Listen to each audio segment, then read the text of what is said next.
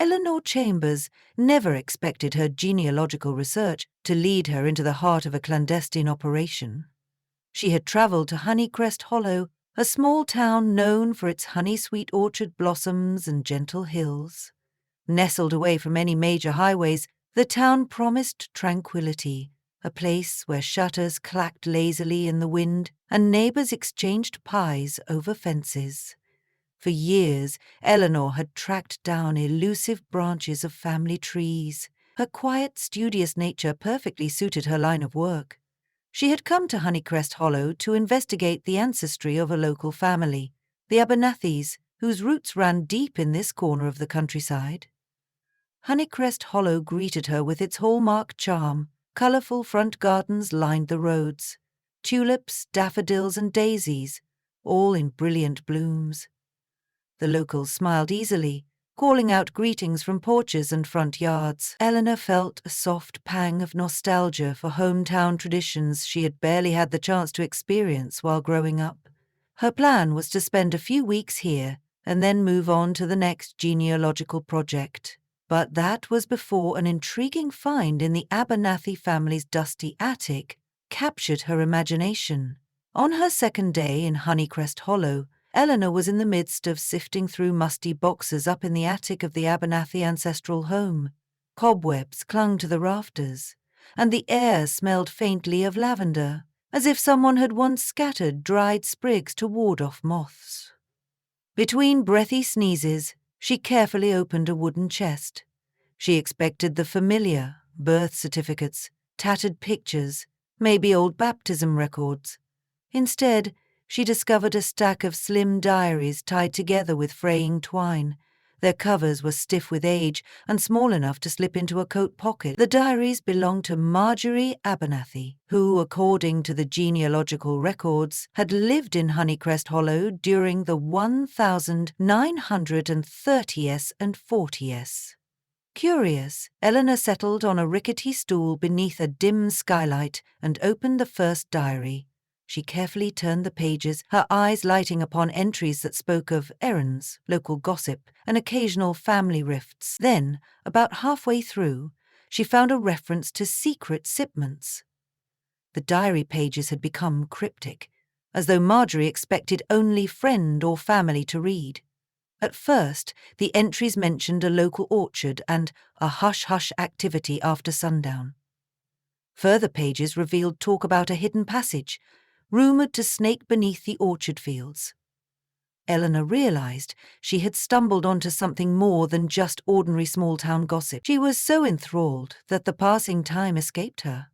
When the sunlight dipping through the attic window became angled and golden, she realised she'd explored half a dozen diary volumes and discovered repeated hints. Another shipment arrived tonight. Use the underground route once again. Phrases like that appeared again and again, spiking Eleanor's curiosity.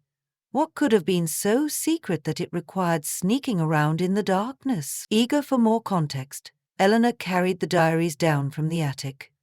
Hannah Abernathy, the current homeowner, didn't ask many questions. She seemed keen for any discovery that might weave her family history into a semblance of story. Through dusty spectacles, Hannah merely peered at the diaries and told Eleanor to keep them for as long as she needed. "If you find out something interesting about my grandfather's sister," Hannah murmured, "I'd love to hear it." Eleanor nodded, but she stopped short of mentioning the clandestine references. She felt protective of the diaries, certain that these secrets would require careful handling and perhaps a bit more investigation. Her first step was to speak with Tilly McGowan, the town librarian and historian. The next morning a warm wind followed Eleanor as she walked along the cobbled path to the library, nestled next to the mayor's office. It was a quaint, ivy-draped building. Inside, the smell of old books mingled with the tang of lemon polish. Tilly welcomed her with a bright smile. A spry woman in her 60s, Tilly had bright silver hair piled into a neat bun. She offered Eleanor a seat at one of the polished oak reading tables, then perched across from her, setting aside her crocheting needles. Eleanor gently laid the diaries on the table. Softly, she explained how she'd found them, and the references to underground passages that kept coming up. Tilly listened, occasionally tapping a pencil on a notepad.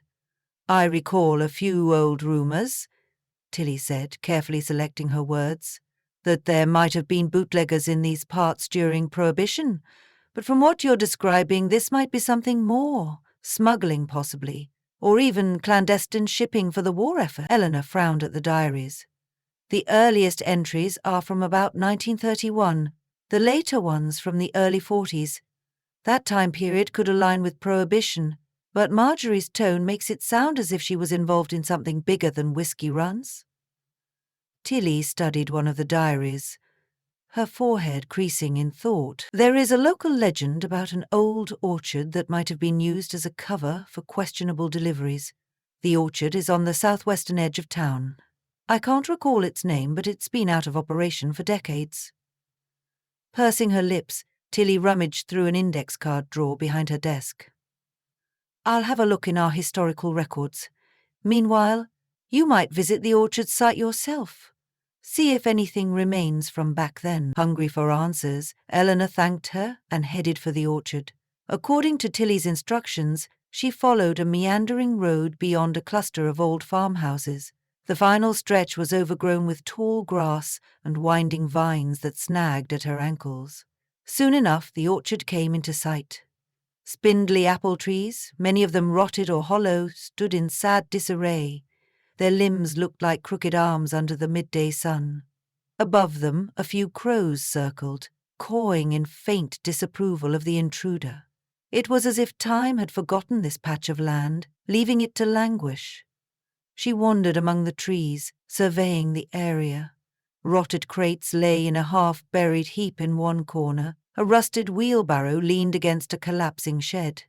If a passage existed, it was well hidden beneath the orchard's derelict face. Eleanor felt uncomfortably alone, and as much as her curiosity tugged at her, there was little else to do but return to the library, hoping Tilly had dug up more. That evening, Eleanor spread the diaries on her bed in the cosy old boarding house where she was renting a room. She read by the light of a dim lamp, absorbing every detail. Marjorie's words had progressed from mild curiosity about the shipments to outright concern. "I fear there's more to this than orchard goods," she wrote in a February 1940 entry.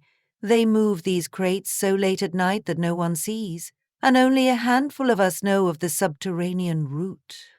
Another entry hinted at top-secret cargo destined for a bigger city. Eleanor couldn't guess exactly what was going on, but her imagination soared with possibilities. Was it contraband? War supplies? Something more nefarious? When Tilly summoned her the following morning, Eleanor closed the diaries and hastened to the library. The librarian described leafing through old newspaper clippings and property maps. There was once a man named Albert Langley who owned an orchard on the southwestern outskirts. "I suppose that's the orchard you visited. But here's the intriguing part. It changed hands in 1930. After that, there are references to expansions on the property, but no official records about them. It's rumored that some local stonemasons might have built hidden tunnels. Perhaps that was the real expansion." As Tilly flipped open a large ledger of property transactions, Eleanor noticed a note scrawled in the margin, "Langley Orchard, rumored to connect to old root cellar leading to underground passage." Tilly looked up. "I found this in some librarian's annotations from the 1970s. The orchard's last caretaker, Gifford Mays, used to ramble about a tunnel system. People brushed him off as a crackpot, but if Marjorie's diaries are to be believed, Gifford may have been telling the truth." Eleanor leaned forward, heart pounding just a little.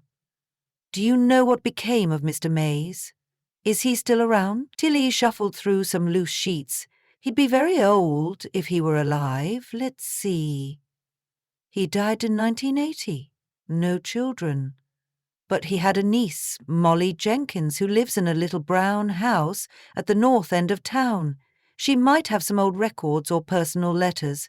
Want to pay her a visit?" "Definitely," Eleanor replied. Later that day, Eleanor found the brown house. It stood beneath a massive sycamore tree, its bark patchy with age but providing a pleasant shade over the front porch. Molly Jenkins, a woman in her 70s, welcomed Eleanor with a guarded smile that warmed once she heard about the diaries and the orchard. She disappeared into her back room, rummaging until she emerged with a metal filing box full of yellowed papers. As they settled at her kitchen table sipping tea, Molly began, "Uncle Gifford loved that orchard. Even after it fell into disrepair, he'd go out there, patching fences and trying to coax fruit out of dying trees. He always insisted the orchard held secrets nobody believed. He wrote some notes about it, but they made little sense to me." She pushed a small notebook toward Eleanor. Inside were sketches of the orchard's landscape, each with strange lines drawn beneath the surface, apparently signifying tunnels. Arrows pointed toward a circle that seemed to represent an entry point, likely near a large oak in one corner. One scrawled phrase read, "Hidden door beneath the old footbridge. Leads to main tunnel." Eleanor felt a thrill of discovery, if the orchard had a footbridge. And if any remnant of it remained, she had a real chance of finding the passage. Armed with Gifford's notes, Eleanor returned to the orchard. Late afternoon sun cast orange rays over the neglected trees, creating long shadows. She approached what might have been a small brook, now mostly dried. A few rotted planks formed the remnants of a footbridge, with pieces of wood missing and half sagging into the ditch. Gentle rummaging among the brush and leaves revealed a small, crude door hidden by tall reeds. Eleanor tugged at the door's edge. It didn't budge at first. With considerable effort, she pried it open, revealing a dark space. Dust particles shimmered in the slant of sunlight. She swallowed, heart fluttering. The passage looked damp and smelled of earth. The stone walls seemed roughly hewn, and a narrow set of steps descended into the gloom. Casting one last glance around to make sure no one was watching, Eleanor carefully eased herself inside, shining her flashlight on the steps below. The tunnel was just tall enough for her to walk without crouching. Her footsteps echoed in the quiet. Water dripped from somewhere overhead. She spotted old crates along some of the walls, half buried in sediment. She knelt by one, brushing away dirt and leaves. The crate, stamped with Langley orchards, lay empty. Stacks of rotted cloth or burlap sacks were strewn about. Eleanor's pulse quickened at the realization that this was no simple root cellar. This was a route for the shipments Marjorie had described. Another few feet in, and she found a rusted lantern, presumably abandoned decades ago. She pressed on, the flashlight's beam revealing a path that curved slightly downward. The faintest breeze suggested a second entrance or exit somewhere ahead. Pausing, she took out her camera, snapping pictures. She felt a blend of awe and trepidation, wondering how far the passage stretched and who exactly had used it. A sudden memory of Marjorie's diary, her concern that these shipments might have been more than orchard produce, echoed in her mind. After about 100 yards, the tunnel angled upward toward another wooden hatch. She tested it. It was jammed, but after steady pressure from her shoulder, it gave way with a groan. She emerged into what looked like an old root cellar, thick with cobwebs. She found a rickety ladder leading up to a trapdoor. Carefully, she climbed and pushed the trapdoor open. Warm, stale air hit her face.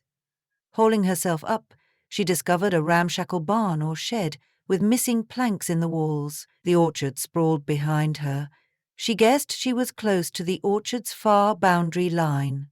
She stepped out into the daylight, dusting off her hands. Evidently, the orchard was just the first leg of the journey. This second building might have served as a discreet exit for larger deliveries. She circled the building, stepping into the sunshine. As she walked around, she noticed wheel ruts carved into the earth, but mostly overgrown. They led away from the orchard, presumably connecting to a dirt path. Decades ago, trucks or wagons could have parked here to load or unload cargo. Could it have been supplies for the war, or contraband smuggled during Prohibition? She felt an electric sense of excitement. She had found the orchard's hidden corridor. Now she needed to figure out what it had actually been used for. That evening, she unloaded her findings on Tilly at the library. The librarian's eyes widened. Perhaps we should consult more of the old newspapers. They might list suspicious activity or record an unsolved mystery that ties into these shipments. Their search took hours through microfilm reels. At last, Tilly exclaimed softly, "Look here! A 1932 local paper mentions arrests in a neighboring town for transporting stolen goods, but the articles never link them directly to this orchard. Another piece from 1942 references a clandestine route used by some local patriots to ship supplies to larger coastal cities, but no one in Honeycrest Hollow was ever prosecuted, so that might have kept it out of the headlines." Eleanor recalled Marjorie's diaries, describing top secret shipments that started around 1931 and continued through 1942. If the orchard provided a hidden route, it might have been used first by bootleggers, then later co-opted for war efforts, shipping items that needed to be kept discreet, perhaps rationed goods or black market items. But there was still something missing. Marjorie wrote of repeated shipments, enough that she grew uneasy. What was so important that it warranted an actual underground route? The next morning, Eleanor received a visit from Hannah Abernathy at the boarding house. Excitedly, Hannah held up an old letter she had discovered in a trunk, addressed from Marjorie to Hannah's grandfather. It was dated 1943. Guess what?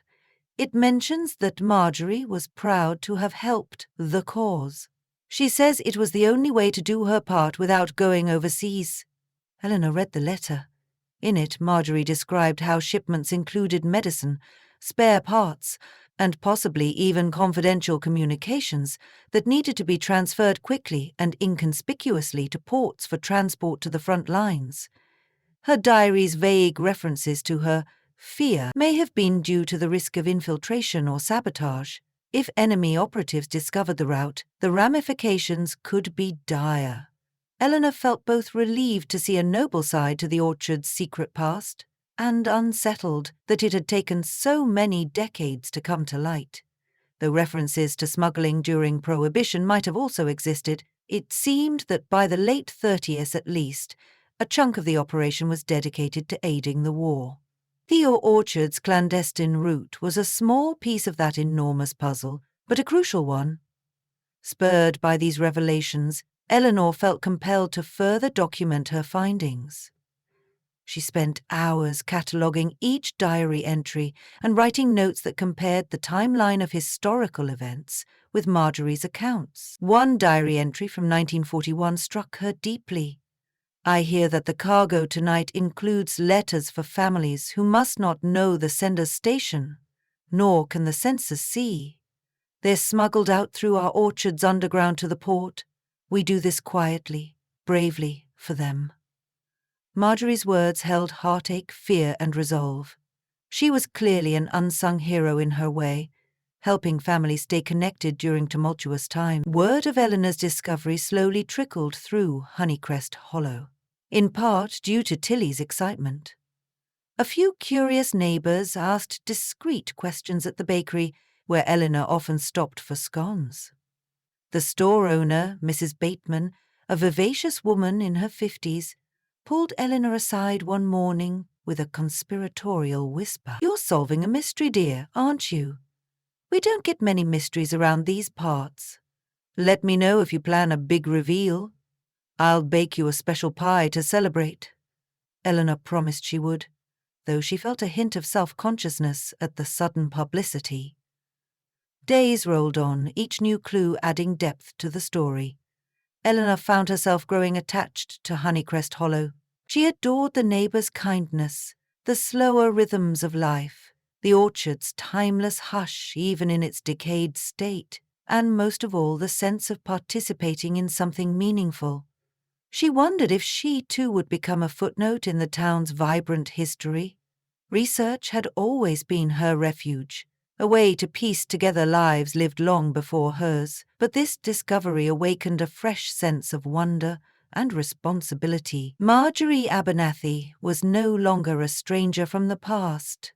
She was a brave soul whose story deserved to be told. At last, Eleanor decided the diaries warranted a proper display, at least a modest exhibit in the local library or the town hall, where residents could learn about the orchard's covert mission. She arranged with Tilly to host a small community gathering, inviting townspeople to see the diaries firsthand, along with some of the orchard sketches and photographs Eleanor had taken of the hidden passage.